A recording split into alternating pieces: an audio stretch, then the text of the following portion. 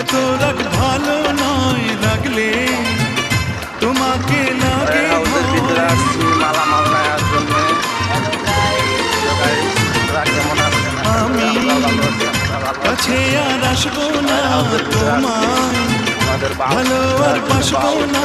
কথায় কথায় তুমি কেন এত জ্বলে যাও? ও সাথী আমার, তুমি কেন চলে যাও? কি দোষ করেছি এ কথা বলে যাও?